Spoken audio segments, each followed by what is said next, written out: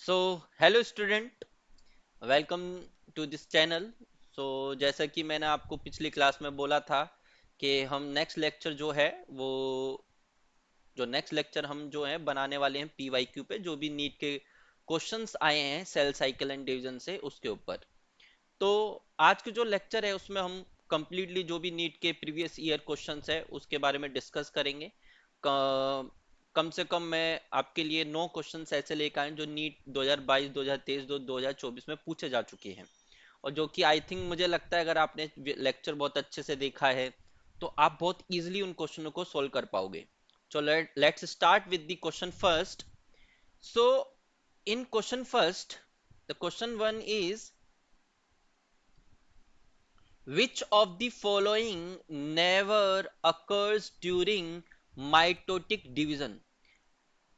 कौन सी चीज इन चार ऑप्शन में ऐसी है जो माइटोटिक डिवीजन में नहीं होती है? तो एक एक करके हम सारे ऑप्शन पढ़ते हैं और देखते हैं कि कौन सा ऐसा है जो नहीं होता है। तो सबसे पहले एक की बात करते हैं, spindle fibre attach to kinetochore of chromosome. तो ये बात तो सही है, ये तो माइटोटिक डिवीजन में होता है, तो ये तो सही है। सेकंड देखते हैं, movement of centriole toward opposite poles, ये भी करेक्ट है। Pairing of homologous chromosome, I think जो होमोलोगस क्रोमोसोम का पेयरिंग है वो होता है मियोसिस में, करेक्ट, माइटोसिस में नहीं होती है।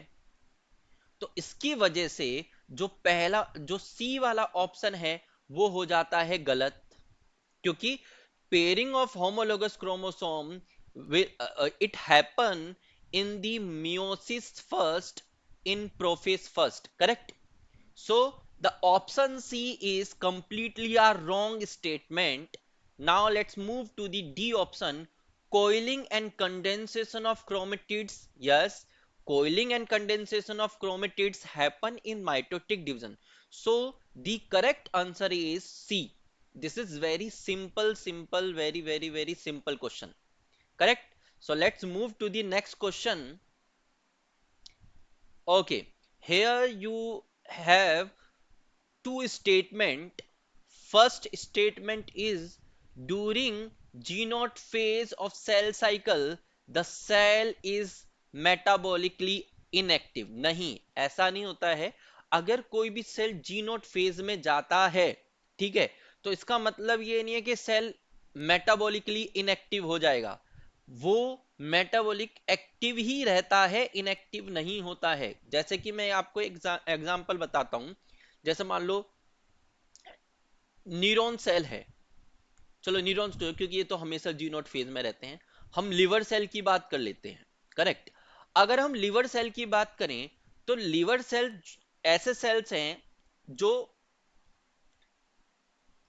डिवीजन करते हैं, लेकिन जब उनको रिक्वायरमेंट होती है डिवीजन की, जब लिवर डैमेज हो जाता है तब ये डिवीजन करते हैं, लेकिन मोस्ट ऑफ द टाइम ये कौन सी फेज में रहते हैं? जी नॉट फेज में रहते हैं। तो इसका मतलब ये थोड़ा ना कि लिवर के सेल मेटाबॉलिक एक्टिविटी नहीं करते हैं, वो मेटाबॉलिक एक्टिविटी करते हैं, इसलिए वो एक्टिव रहते हैं। तो जो स्टेटमेंट वन है वो कंप्लीटली क्या हो जाता है बेटा? रॉन्ग हो जाता है।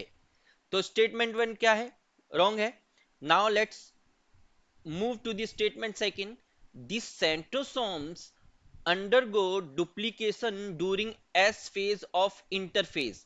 देखो, सिंपल सी बात यह है कि डीएनए का रेप्लिकेशन और सेंट्रोसोम का रेप्लिकेशन, सेंट्रोसेल सेंट्रोसोम एक सेल ऑर्गेनेली है, करेक्ट। इन दोनों का सेल डिवीजन, या सॉरी इन दोनों का डुप्लीकेशन या रेप्लिकेशन होता है एस फेज में, जिसको हम सिंथेसिस फेज कहते हैं, इंटरफेज के। तो ये वाला स्टेटमेंट बिल्कुल कंप्लीटली राइट है, कहीं से भी गलत नहीं है। तो एक बार हम ऑप्शन देख लेते हैं। तो पहला ऑप्शन बोलता है both statement first and the second are incorrect, तो ये वाला गलत हो जाता है क्योंकि सेकंड वाला स्टेटमेंट राइट है, करेक्ट है। बी वाला ऑप्शन कह रहा है कि statement first is correct but statement second is incorrect. तो बिल्कुल गलत बात है। स्टेटमेंट फर्स्ट इनकरेक्ट है और स्टेटमेंट सेकंड करेक्ट है, तो ऑप्शन बी भी रॉन्ग हो जाता है। तो अब हम बात करते हैं ऑप्शन सी की। Statement first is incorrect but statement second is correct. Yes, this is the right option of this question, कि स्टेटमेंट फर्स्ट इनकरेक्ट है और स्टेटमेंट सेकंड क्या है, एब्सोल्युटली राइट है। तो बोथ स्टेटमेंट फर्स्ट, तो ये भी गलत हो जाएगा। तो करेक्ट आंसर इज सी। तो C option will be the right answer of this question. I think आप लोगों को ये चीज समझ में आ गई होगी, इसमें कोई डाउट नहीं होगा। मेरे हिसाब से मुझे लगता है कि this is very simple question. अगर आपने पूरा लेक्चर अच्छे से देखा है तो आप इस चीज को समझ सकते हैं। अगर लेक्चर नहीं देखा है तो एक बार आप प्लेलिस्ट को, जो आपके लेक्चर की, आप जरूर फिर से देखें, ताकि आपको ये जितने भी क्वेश्चन आप इजिली इनको सोल्व कर पाए। करेक्ट। चलो दूसरे क्वेश्चन, थर्ड क्वेश्चन पे चलते हैं। तो थर्ड क्वेश्चन क्या कह रहा है? Spindle fibre attached to kinetochore of chromosomes during, कौन से फेज के अंदर जो स्पिंडल फाइबर होते हैं वो काइनेटोकोर से अटैच होते हैं? कौन से होते हैं? तो देखो, चाहे कोई भी स्टेज हो, है ना, चाहे आप माइटोसिस की बात कर रहे हो चाहे म्यूसिस की बात कर रहे हो, हर किसी साइकिल के अंदर या टाइप ऑफ साइकिल के अंदर मेटाफेज स्टेज के अंदर ही जो क्रोमोसोम है या स्पिंडल फाइबर है वो क्रोमोसोम के काइनेटोकोर से अटैच होते हैं। So the correct answer is B, that is metaphase. Correct. तो आंसर क्या है इसका? Option B. तो ये नीट 2023 में पूछा गया हुआ क्वेश्चन है।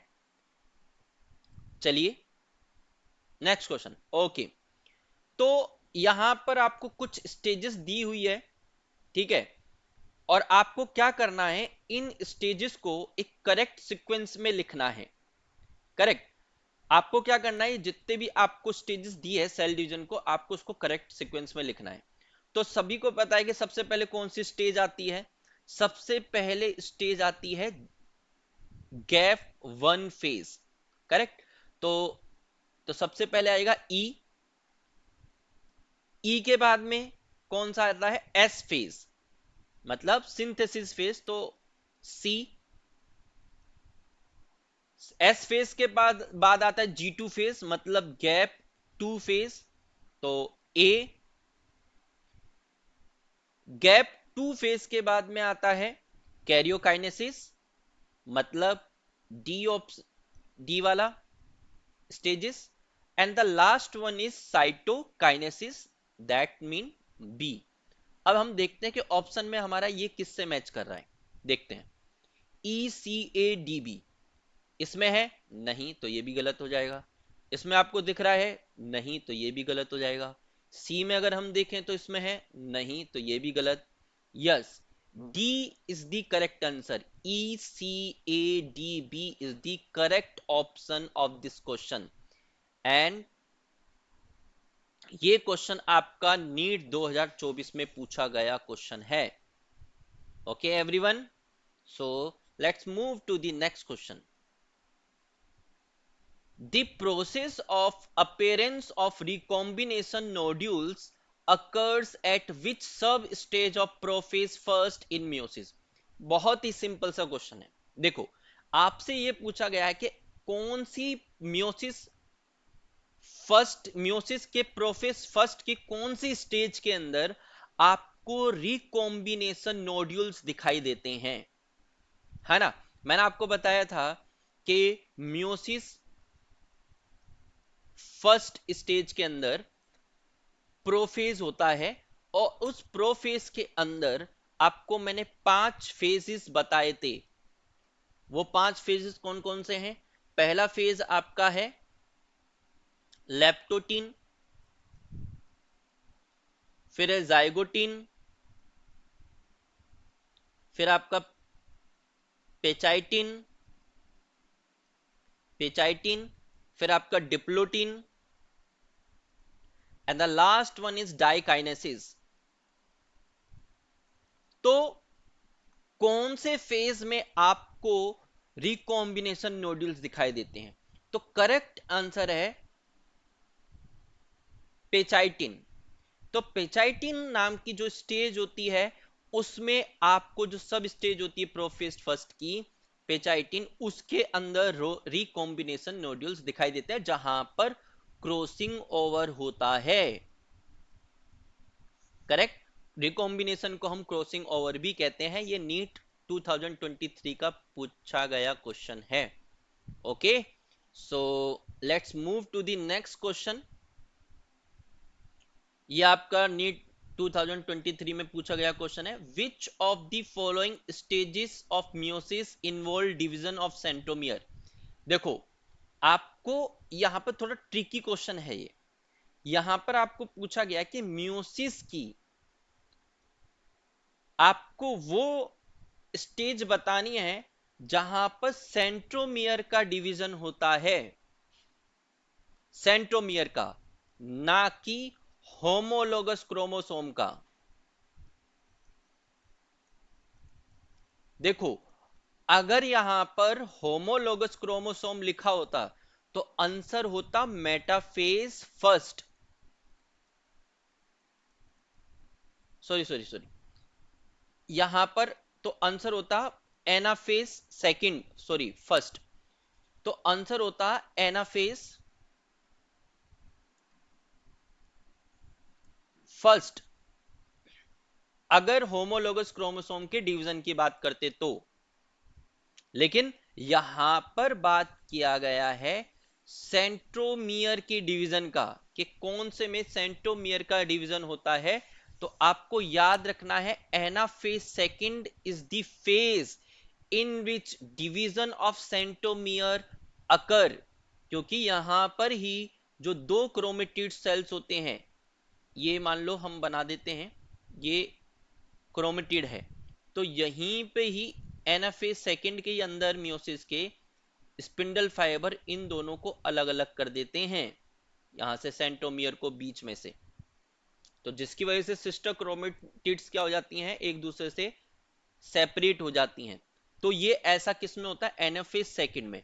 अगर यहां पर होमोलोगस क्रोमोसोम का डिवीजन लिखा होता तो आप आंसर कर सकते थे एनाफेज सेकंड फर्स्ट, लेकिन यहां पर हम बात कर रहे हैं डिवीजन ऑफ सेंट्रोमियर, तो हम आंसर क्या करेंगे, एनाफेज सेकंड। चलिए, ओके, हमें हमारे पास दो लिस्ट है, लिस्ट वन और लिस्ट टू इस क्वेश्चन के अंदर।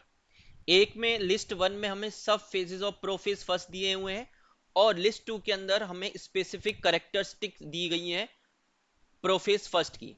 तो जैसे कि हमें पहला जो दिया हुआ है कि साइनेप्टोनीमल कॉम्प्लेक्स फॉर्मेशन, किसके अंदर साइनेप्टोनीमल कॉम्प्लेक्स फॉर्मेशन होता है। देखो, साइनेप्सिस का मतलब क्या होता है, साइनेप्सिस,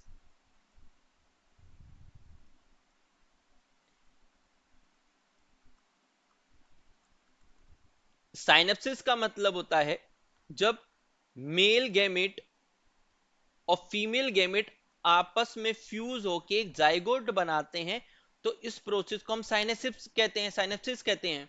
करेक्ट, तो सेम यहां पर ये जो साइनेप्टोनीमल कॉम्प्लेक्स है वो किसके बीच में फॉर्म होता है, दो होमोलोगस क्रोमोसोम के बीच में।